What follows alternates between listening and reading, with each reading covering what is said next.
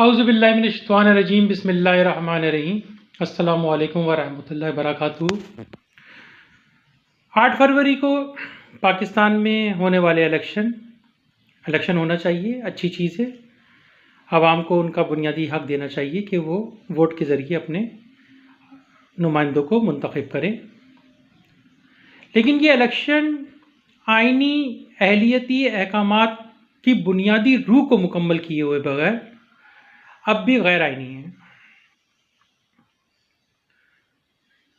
ये मुल्क इस्लामी जमहूरिया पाकिस्तान मुमलिकत खुदादाद, आज हम इसकी इस्लामी वहदत के तसलसल और इस मुल्क के मारिज़ वजूद के आने की असबाब पर बात करते हुए ये देखना चाहते हैं कि आखिर हमने ये मुल्क बनाया क्यों था। हमने ये मुल्क महज अफराद, शख्सियात,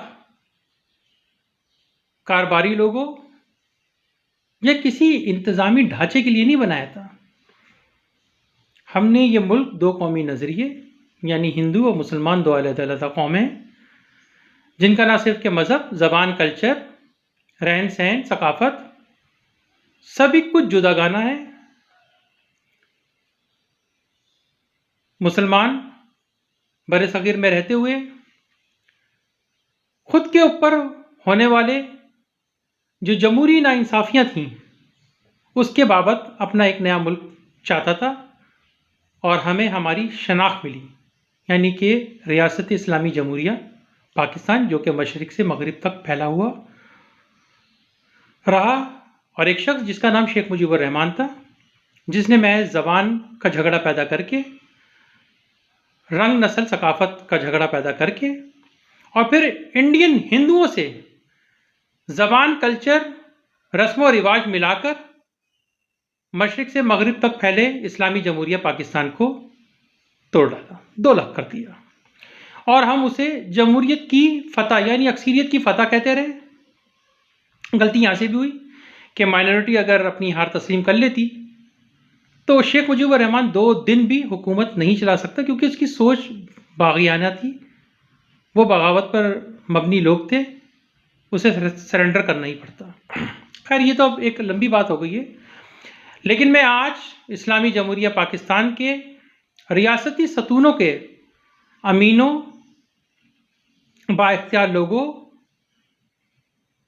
रियासती सतून के मरकज़ी सतून यानी कि सुप्रीम कोर्ट इस्लामी जमहूरिया पाकिस्तान, सुप्रीम कोर्ट के चीफ जस्टिस काबिल एहतराम जनाब काजी फ़ाइज़ ईसा साहब, पाकिस्तान के हरावल दस्ता, पाकिस्तान की मुसल्लह अफ़वाज के सरबराह काबिल एहतराम जनाब आसिम मुनीर साहब से दरख्वास्त गुजार हूँ। आपने अपने एक बयान में ख़ुद कहा कि पाकिस्तान बनाने का एक मकसद था, और वो मकसद ये है कि हम में जो बुनियादी फ़र्क है यानी मज़हब को लेकर, तहज़ीब, तमद्दुन, ज़बान, कल्चर को लेकर, उस फ़र्क को वाज़े किया जाए दुनिया पर। और ये मुल्क कलमा तैयबा की बुनियाद पर हमने हासिल किया और ये मदीना जैसी रियासत बनी। यूँ तो लोग कायदे-ए-आज़म पर बहुत सारी बातें उठाते हैं, हमें बड़ा अफसोस होता है कि कायदे-ए-आज़म की बसीरत, उनकी हिकमत, उनकी सियासी सोच को आज तक किसी नहीं समझा, उनके मजहबी पहलुओं को किसी ने नहीं देखा। उंगलियां लोग उठाने बहुत ज़रूर आ जाते हैं। तो कायदे-ए-आज़म से किसी ने पूछा कि आप जो मुल्क बनाने जा रहे हैं उसका आइन क्या होगा, तो उन्होंने कहा मुझे किसी आइन की ज़रूरत नहीं, कुरान ही हमारा आइन होगा। और फिर मैं अब कहता चलूँ कि मौजूदा चीफ जस्टिस इस्लामी जमहूरिया पाकिस्तान जनाब काजी फ़ाइज़ ईसा साहब ने कहा यह मुल्क इस्लामी है, लेकिन यहाँ पे इस्लाम के मुताबिक कुछ नहीं होता। अल्लाह जज को अल्लाह की ज़ात का डर और आइन का खौफ होना चाहिए, आइन का भी डर होना चाहिए। सो लिहाजा एक बयान में जो आइन में दर्ज अहलियती अहकामात के बारे में बात चली, तो उसमें चीफ जस्टिस साहब ने कहा कि ये बड़ी सख्त शराइत हैं। लेकिन बहरहाल ये शराइत हैं क्योंकि मुल्क इस्लामी है, तो ज़ाहिर बात है हमें इस्लामी रूह के हिसाब से ही आइन बनाना चाहिए था और बना, जिस पर मैं भुट्टो साहब को शहीद कहता हूँ, इसलिए कि वो इस इस्लामी आइन के खालिक हैं, इसे नाफिज करने वाले हैं। गो के बहुत सारे लोग उनके हरावल दस्ते में शामिल थे, उनका भी बहुत शुक्रिया। बहुत सारे नाम हैं, बड़े किरदार हैं, लेकिन जो मरकज़ी क़यादत होती है ना, उसकी कमान की सलाहियत होती है कि वो कर क्या रहा है अपने मुल्क के लिए, अपने दीन के लिए क्या कर रहा है। तो बहरहाल उन्होंने, भुट्टो साहब ने पाकिस्तान को इस्लामी आइन दिया, कादियानियों को दायरे इस्लाम से खारिज किया। शुक्रिया भुट्टो साहब। इस्लामी सरबराही कॉन्फ्रेंस बुलाई, पाकिस्तान की तो दुनिया की तवज्जो मलबूस हुई। हमने इस्लामी दुनिया में अपना मरकज़ी कमान हासिल किया, और यही वो ख़ित्ता है जिसके बारे में बार बार कुरान में आता है या हदीसों में आता है या ख़ातमुन नबीन हज़रत मोहम्मद मुस्तफ़ा सल्लल्लाहु अलैहि वसल्लम की सुन्नतों में ये चीज़ आती है कि यही वो ख़ित्ता होगा जहाँ से खिलाफत कायम की जाएगी। तो चीफ जस्टिस साहब ने कहा कि जो अहलियती अहकामात हैं वो बड़ी सख्त हैं, और उन अहलियती अहकामात में एक बड़ी शराइत ये भी है कि जो भी रुकने पार्लियामेंट हो, या कई बार ज़ाहिर बात है रुकने पार्लियामेंट रह चुका हो, तो उसे दीनी अच्छी तालीम का हासिल होना बहुत ज़रूरी है। अब ये जो दीनी तालीमात का मामला है ना, वो ये नहीं है कि आप उनसे ये पूछें कि जी आपका कलमा क्या है, आपको किसने पैदा किया है, या आप ईमान मुफस्सिल मुजमल सुना दें या चारों कुल सुना दें, ये नहीं है। अब इसका मामला कुछ और है कि वो जो बयानात देते हैं, वो जो अमल करते हैं, उनकी बुनियाद पे पूछा जाए कि क्या आपको दीन का इल्म नहीं कि मुसलमान अल्लाह की इबादत करते हैं।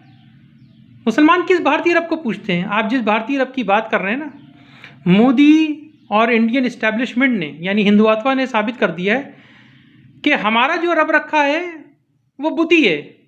सो ये देखो मुसलमानों, हमने तुम्हारी मसाजिदों और इमाम बारगाहों को मिसमार किया, इसमें अपने मंदिरात बनाए,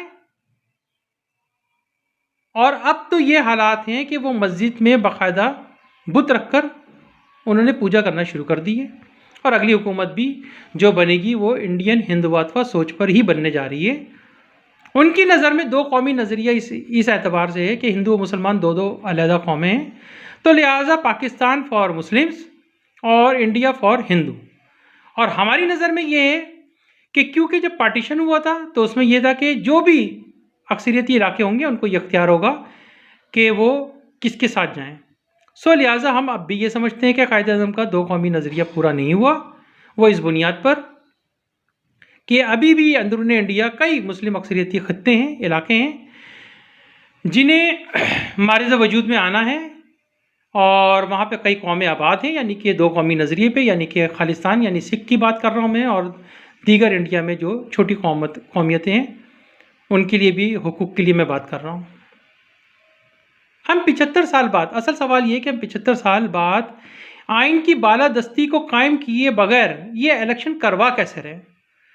level playing field, level playing field, level playing field. क्या शख्सियात, उनके घराने, उनके हवारी इस कदर इस मुल्क के लिए मोतबर हो गए हैं कि हम आइन की बालादस्ती को कायम किए बगैर एक ऐसा इलेक्शन कराने जा रहे हैं जिस पे एक दफ़ा नहीं कई लाख दफ़ा सवाल उठेंगे। चीफ जस्टिस साहब ने कहा कि अच्छी तालीम की अहलियत का होना ज़रूरी है, देखते हैं इस टेस्ट में कौन पास होता है। तो क्या वो टेस्ट हुआ? क्या वो टेस्ट ऑन एयर कैमरा हुआ? फ़र्ज़ करें कि अगर इसी मुल्क में शाहरुख खान जैसा या सलमान खान जैसा मुसलमान होता और वो मंदिरों में जाके पूजा करता, बुतों को दूध पिलाता, उसका ये अमल उसे इक़्तिदार तक ले जाता। और आप लोग से मेरी गुजारिश है, जनाब चीफ जस्टिस साहब,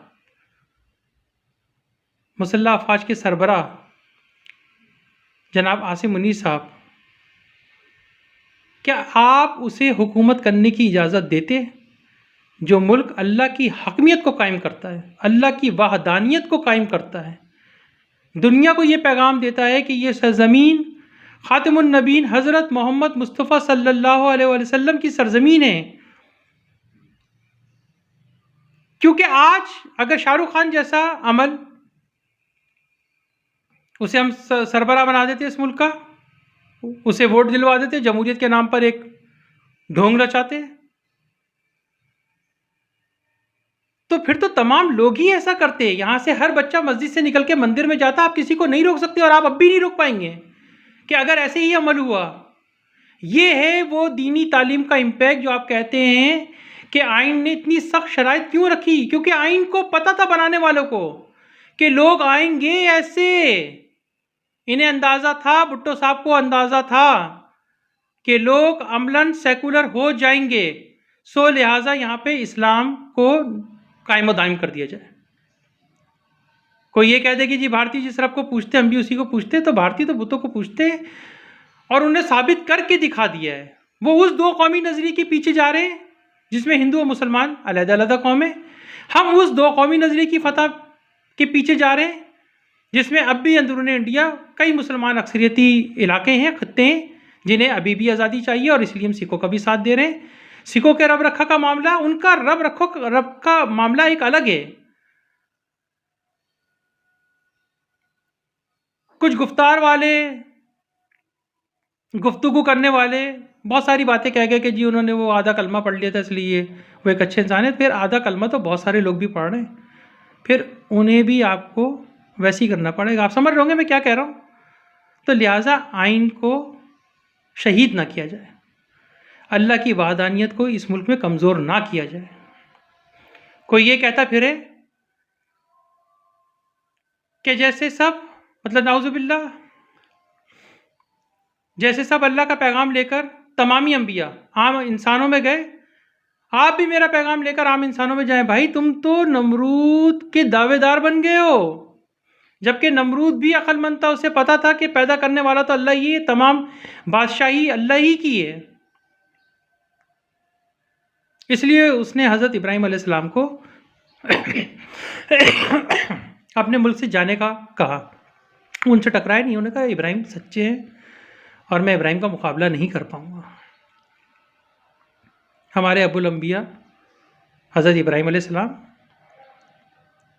हज़रत मूसा अलैहिस्सलाम, हज़रत ईसा अलैहिस्सलाम, हज़रत दाऊद अलैहिस्सलाम, हज़रत नूह अलैहिस्सलाम, कश्ती नूह से पहले के तमाम अंबिया, बाद के तमाम अंबिया, हत्ता के खातिमुन नबीन हज़रत मोहम्मद मुस्तफ़ा सल्लल्लाहु अलैहि वसल्लम ने बुशिकनी करी।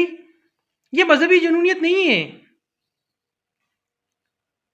अगर दुनिया हमारी इसको मजहबी जुनूनियत करार दे तो फिर इस वक्त जो इंडियन कर रहे हैं वो क्या है, यानी वो बैनुल मज़ाहिब जो हमांगी है उसको भी सबोताज कर रहे हैं, आलमी कवानीन को भी सबोताज कर रहे हैं। कौन क्या बोल रहा है, कौन सा अक़वाम मुत्तहिदा कुछ बोल रहा है उनको, जो हम अक़वाम मुत्तहिदा की करारदार को लेकर कश्मीर, मकबूजा कश्मीर की फ़तह की बात कर रहे हैं।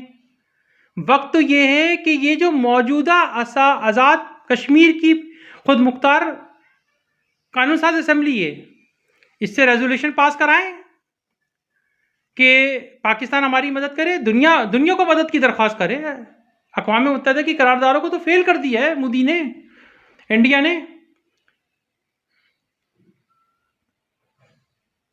कि हमारे मकबूजा इलाके जो हैं वो इंडिया से खाली करवाएं, जो जबरी कब्जे के नतीजे में वहाँ हमारे मज़हब, हमारे दो कौमी नज़रिए हर चीज़ को नुकसान दे रहा है।